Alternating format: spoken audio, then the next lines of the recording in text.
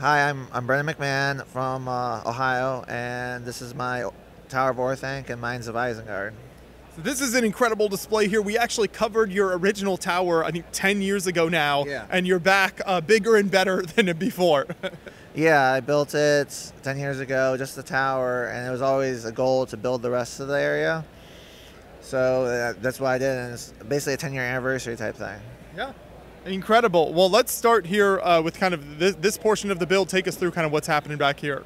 Okay, so for the mines, basically spent a lot of time doing the rock work and then building into all the brickwork, and a lot of the equipment actually can move. I did not motorize it because it's very fragile builds, but the elevator right here can raise and lower by the orcs that are running the turntable right here where the Ents are attacking. And then on the sides I have the orc breeding pits where the Urkai are being produced and for the armies, and on the other side I have the beginning of like the smiths and the smelter where they're making new iron from the mines and around the corner. And then and past that I have a crane which is based on the medieval style cranes that we actually used to build castles back in the 13th and 14th century. It's a double turn wheel treadmill type crane, and it actually operates when I turn those wheels, the crane will go up and down. And then below that is my smelter, which I based on. I looked up pictures of colonial smelters for melting ironworks and stuff back in the 18th and 17th century, and that's why I based my design on that. And I even have a brick-built bellows on the side, kind of that I tried to light up underneath the scaffolding. Just packed with details all around there, and those lights really kind of make things pop and stand out. Yes, that was a big thing, was putting a lot of lighting, and then since 10 years ago, lighting has improved so much that it really helped, when I was going back, to try to light up the areas that's darker so people can see inside the model. And the other inspiration I took from the movies was Peter Jackson and his design of the mines. He had open earth pits, but with also caves going through. And I took that because I could lower the build, and people could still see inside it from the viewing. So that way I could put the tower a little lower, because the tower is already so tall that you can't see the top half very well as a public viewer. Mm-hmm. And so that was a design choice I made there. And then around the corner here, I have the water wheel that powers the conveyors, and that runs ore from the mines. And one of the things I did there was I made it so that everything would work. So the conveyors actually move with the wheel turns. But because I'm more of a static type displayer, I like to show movement with static displays. So I left the water flowing, so it locks the wheel in place. But that machinery does work most of the conveyor belts when the water is not actually hanging over the edge. So you could possibly motorize something like that in the future. Yeah, I could motorize it if I chose to. It's I'd have to strengthen some of the angles, because some of them are at 45. So I think the motors might throw it off track. So I'd have to make some changes, but it is theoretically possible that I could motorize it. And then the caves themselves with this rock work is super impressive. So you've obviously got pieces going lots of different directions. How did that come together for you? Yeah, so over the years I collected lots of burps, which is the back structure, which helps provide a lot of strength. And then built on top of that with slopes, a bunch of slope pieces. But one of the things I did at the top is using Technic bricks. I built a four-sided Technic structure for that edge. And so I put plates on the side and the bottom and on top, so that way I could build out sideways at a lot with cost savings. If I use snot for all that, it'd be heavier. Mm-hmm. I'd taken a lot more pieces and it'd been a lot more expensive. So by using a Technic shell, almost like a skeleton inside there, I'm able to do the same thing you can do with snot, the same with snot techniques. I mean, it is a snot technique really, but with large plates along the side and just building out that way with the same regular type slopes, but going out sideways and also down through some of the areas where it passes through underground, where the ground covers the top. Yeah, when you're building at this scale, kind of finding ways to save parts and weight is a huge factor. Yeah, and then also sturdiness, so that way I can transport it without it crumbling, because I'm coming from a distance when I take these places, yeah. Absolutely. We'll move above ground then. So you've got kind of the animal pen here, and then if you want to take us through the tower. Okay, yeah, so in front is the warg pen. I've loved the wargs, so I wanted to get them in there. So that was one of the last things I built actually in the cave area. I had that center area. I was like, I'll just put a pen right there. And then so on the build, it starts with the dungeons, and then the entryway, armory, the library, the Palantir room where I got Indiana Jones trying to take the Palantir, and Saruman's kind of looking out the other way, out in front. So it's kind of a funny scene sometimes when you photo it right. And then I have other quarters you might see in a tower, like the living quarters, dining, and then his alchemy rooms, and then the observation at the very top. And since there's not a lot of footage in the films and not a lot of description of what's actually in the building in the books, it's kind of coming up with my own idea. Well, what would be in a classic castle to live in it? And so that's what I went for. And then one of the things I wanted to do also for realism is connect every floor. So I have actually a spiral staircase that goes all the way to the very top. Yeah, super impressive. Do you know how tall this tower is or how many pieces are in the whole thing? My estimate is between 150,000 and 200,000 pieces. I know certain areas, like how many pieces are like in a section of the wall, because I was able to count them up and multiply them, but it got so big that I stopped keeping track. But yeah, I would say about that much. And the height of it is 7'9" to the actual standing area up top where Gandalf jumps from, and it's 8'9" to the top of the pinnacle. And the 7'9" translates to about 1/65th scale, which is the upper end of minifig scale. As it's described in the book, it's 500 feet tall. So that was originally not so much a goal, but a happy accident. When I finished building it, it happened to be at the right scale. I was always going for a minifig scale, but to hit so close to the actual book described scale was pretty cool. Yeah, no, that's super fun. What are some of your favorite details within these rooms? Just kind of like parts you might have used. It's cool because a lot of the floors have kind of different decorations and things to them. So yeah, 10 years ago when I first built it, there was a different parts availability, and then when I rebuilt it this last year, I wanted to take a lot of the new parts, new details, to put more interesting tile flooring for the library, modify the bookcases, make them look a lot more realistic, and a lot of the new tiles with the angles and stuff really helped do that. And then update some of the furniture, and especially update the lighting so I could have the staircases lit up better so you can see kind of that spiral staircase to draw attention to it. My favorite detail is still the Palantir room. Lego originally did sort of a small $10 set with that kind of layout, with the lights in the back and the Palantir in front, and I kind of took that and worked with it and made it more elaborate. And that's still one of my favorite rooms, just because the lighting up of the actual sapphire sphere ball that they used in that set, when you have the underlight on it, it just looks really good, I think. And then I guess the other room I really like is the library, just because of the bookcases. I like doing small stuff, small detail design and things, so that would be another favorite spot on it.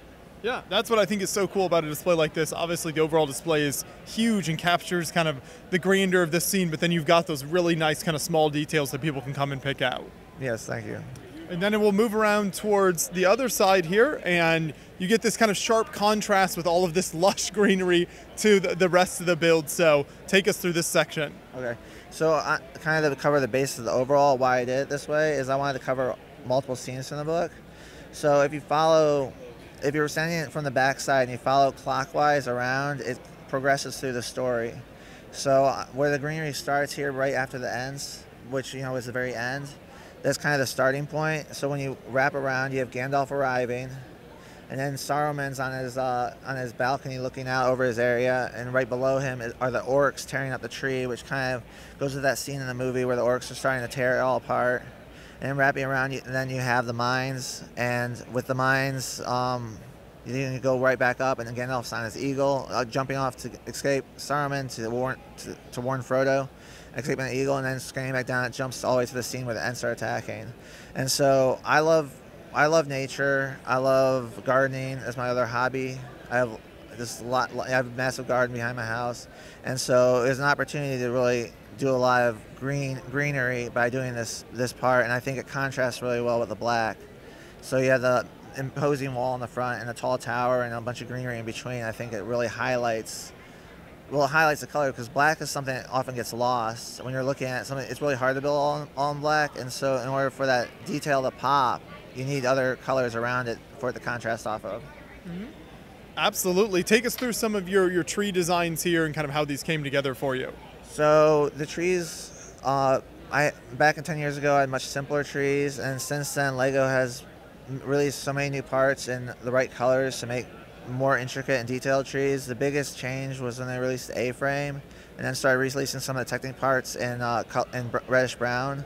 That I could really start building a structure that was a durable tree that could be transported and also look realistic. So on the basis of the A-frame design, I expanded on that, added more leafing, and then one of the big changes was using the 3-stem flower pieces in reddish brown, and sticking those on that to take that two-dimensional look of the flat leaves connected together and make it more bushy and full, so they look more like real trees and just something you'd see in real life. So it really would catch people's eyes.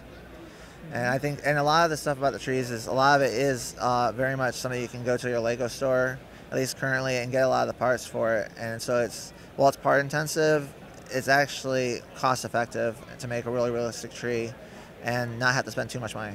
Yeah. No, that's super important when you're building on this scale here. How about kind of the ground level? What were some of your favorite elements down there? So I've always loved the 3-leaf element. It's a really fragile element, but when you combine it with some of the other elements, you can make bushes and peonies. It was one of the new builds with the new peonies flowers. I made kind of these peonies bushes using some of the older materials, older elements, and then some of the new ones. And what I like to do is in nature, if you're looking in nature, you look in a farm field, you'll usually see a dominant plant growing in certain areas, or if you go into the woods, you'll see certain dominant plants.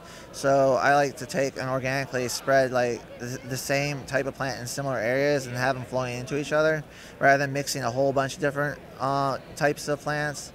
And I think that kind of draws to different areas, and it does fit naturally, because there's always, in any area, there's usually a certain wildflower or a certain plant that takes over that area, and while there's other plants mixed in with it, your eye is usually drawn to that specific plant, wherever's the most dominant. So that's what I do in my display as well. Yeah, that's a really neat detail there. That takes us then to the front of the build here. So you've got the imposing black wall, kind of gatehouse. So how did you kind of make this kind of work with the overall black tower and kind of that same aesthetic?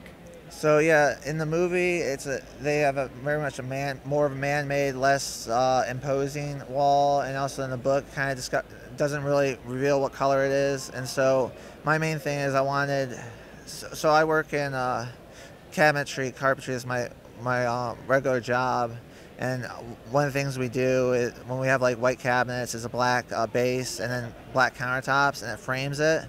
So the same type of thing here works here, where I have the black wall and the black tower, and it frames the green. And so that's why I went with a similar type design, and basically played off of the same type of geometric shapes that are on the actual tower.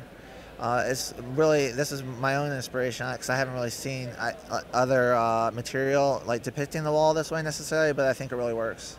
And that's why I went with the way I did. Yeah, and then you've got kind of the nice curvature to the walls there. So how did you achieve that? So that was using a technique that's been around for a while. You have 1x1 rounds and 1x2 bricks, and because of that you can get a slight bend. And I just built that up, and I have snot bricks to build what would you call it? The parts that come out, essentially. There's a term for it. They're on like cathedrals and stuff, but that kind of match up with the tower itself to give that texture. And also the thing was, so the texture doesn't vanish, I have to make it more. I have to have it come out more from the back, so that way people really notice it. Because if you have it too flat, then it starts to bleed into each other. So there's just a certain level you have to reach, and a certain compromise you have to make in order to get this black to stand out on black, essentially. Yeah. Exactly. Now, do you have plans to expand on this layout still further in the future, or maybe go in a different direction?